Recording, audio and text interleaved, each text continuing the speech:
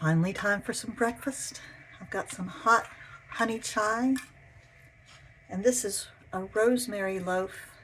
I didn't make it myself. I bought it at the grocery store with some fruit. I love the taste of the sourdough with the fruit. It's really nice. So now I'm going to go nibble a little breakfast and paint some watercolors.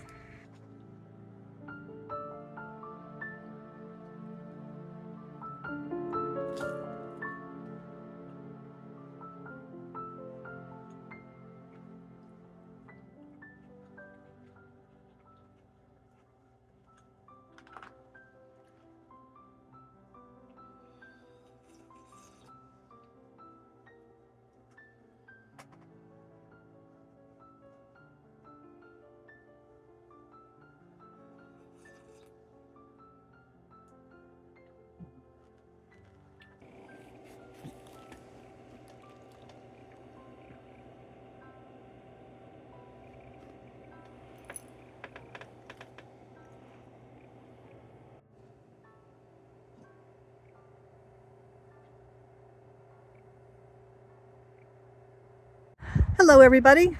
As you see, I'm back at the barn today, and there's a good reason for that. There has been a big development on the barn project, and I'm really excited. Actually, it's kind of a development on the property, but really around the barn. I've wondered for years why in the world we had this property when we weren't doing anything with it. And now it's got a little bit of a purpose. So let me tell you about it.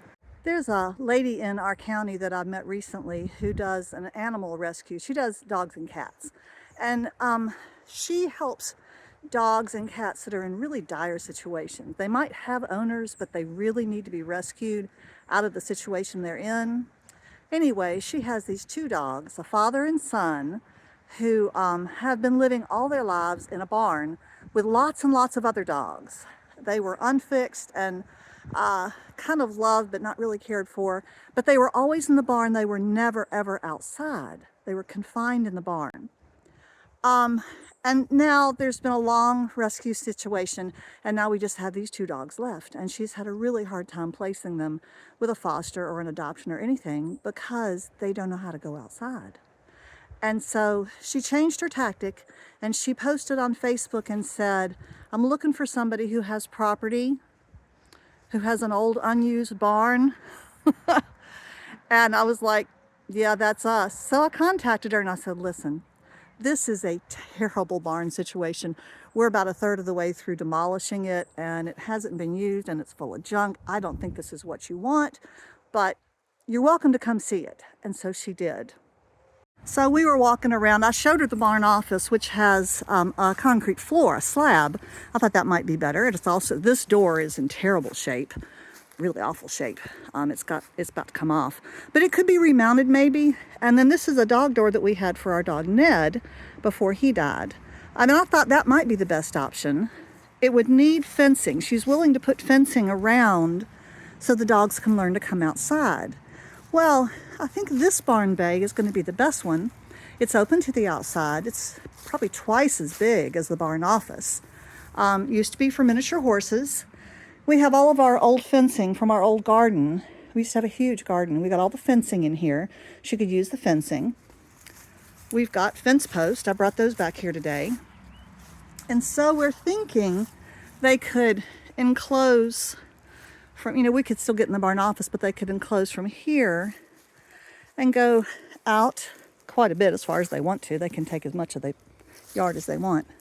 And even around here, give the dogs a tree to be under. They could even give them access to that bay if they wanted to, but that probably needs to be, the two bays would need to be all. I don't think they really need that much space. But we were talking, and I showed her the situation, and she said, I have to tell you something. And I interrupted, and I said, I know, it's really awful. And she said, no, I think this is perfect. I was like, really? And she was almost in tears because she has wanted to help these dogs so bad. This bay is dry. It does have electricity back here. I think currently we're using this electricity for our camper, but it would be possible to get electricity, but the barn they've been in hasn't had any heat or anything. We'll feed and water the dogs, but she'll provide all that. She's got volunteers to come do the fencing. I told her we're really not into, I can't hammer post in the ground, and Adam's health is not good enough to do that. It'll be a little while before the dogs come. I'll introduce you, but it may be a month or so, and then we may have them for several months before she can rehome them. She just needs to get them very acclimated to being outside and liking the outdoors. Now, I've been clearing out this bay a little bit. Let me show you what I found. The next thing I was going to pull out was this tub. Seemed a little heavy. Adam used to do a lot of water collection off the roofs and siphon it over to the garden. The garden used to be over there. Anyway, now if you're squeamish, close your eyes, because something crawled in this poor tub and then it died. Can't really tell what it is. Still smells bad. I think it was, yeah, that's definitely a possum. Look at that tail. Whew. All right, enough of that. So what's left in here is some plastic, some more plastic.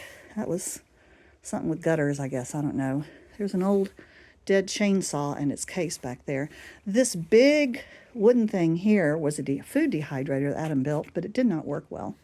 This soot went in here. We have more plastic up there. We had a lot of plastic. These were, that was the metal cabling that held up our tomato cages. But this is all fencing. This is what they're going to use to put fencing up for the dogs. Some of it has a lot of dead grass in it, but I'm sure that'll come out. We're going to put that on the burn pile, and we'll take the plastic to the dump, or the dump. You can't recycle the plastic.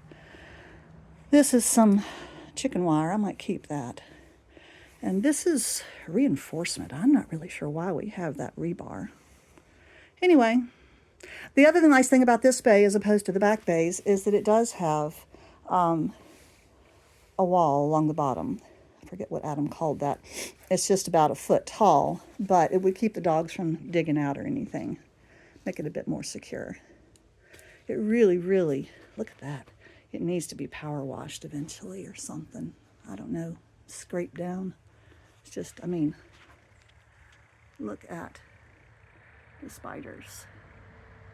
Whew. So if we go past that tree I was talking about into this little bay, it's actually more cleared out than the other one, but it's significantly smaller. Now, it'd be nice to be able to close it off, but that door, the horses kicked through it and then it rotted away. So it's totally open to this, which is the back bay, where we keep our dead lawnmower.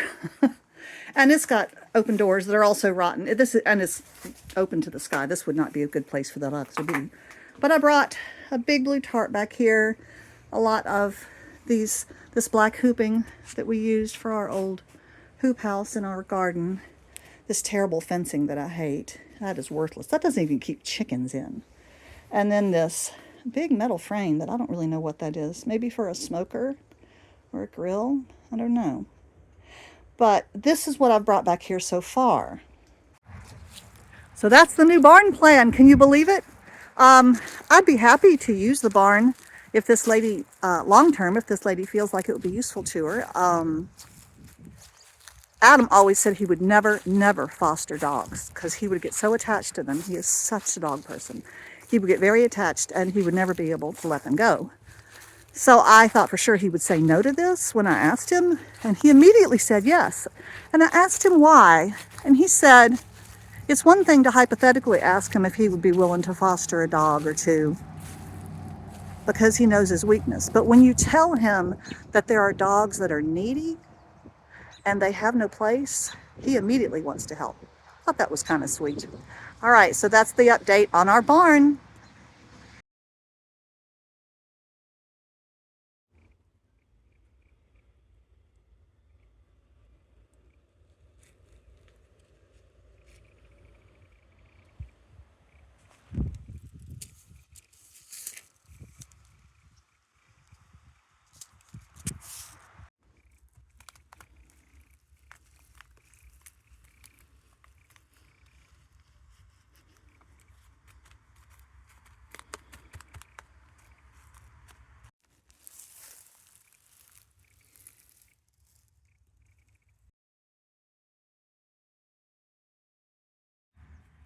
Look, the zinnias are popping up.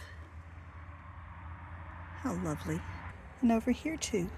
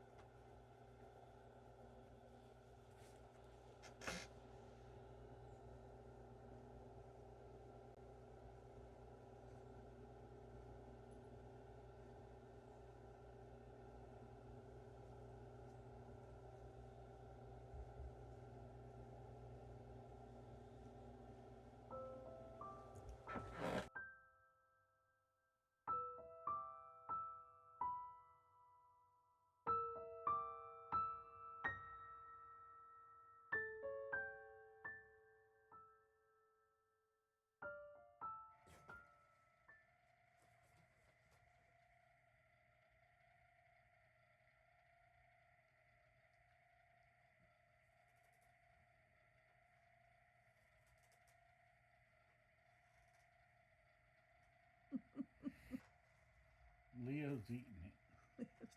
Where's Lucy? She's inside.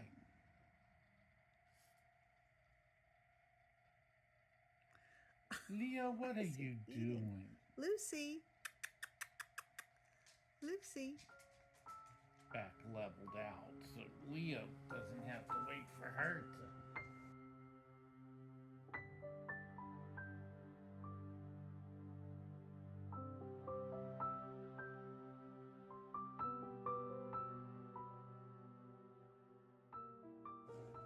You'll all be glad to know that my sewing machine is back in working order.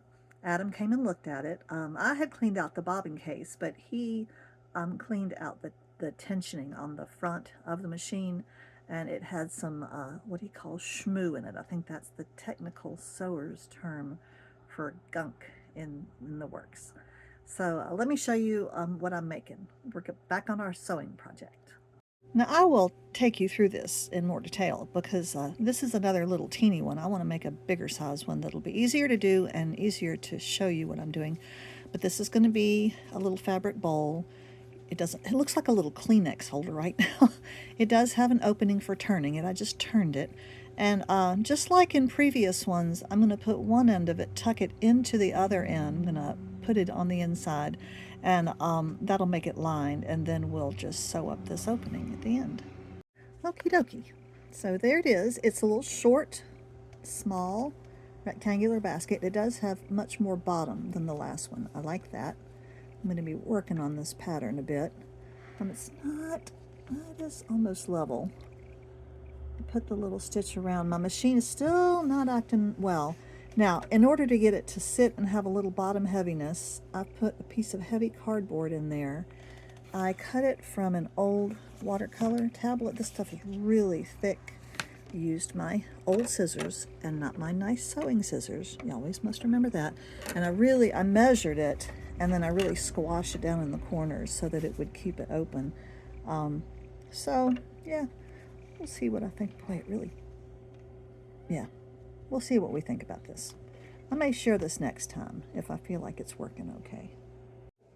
But if any of you are really interested in fabric bowls like that, I'll put a link up here to the other ones that I made. The pattern is a little bit more complicated. It's not that hard though, and it's a good tutorial, I think. And so, and it gives you nice big bowls. I'll put a picture of some of them here, and that might be a better option for you. Okay. All right. I'll see you next week. Bye-bye. Who's home? You want to go see Daddy? Oh my goodness.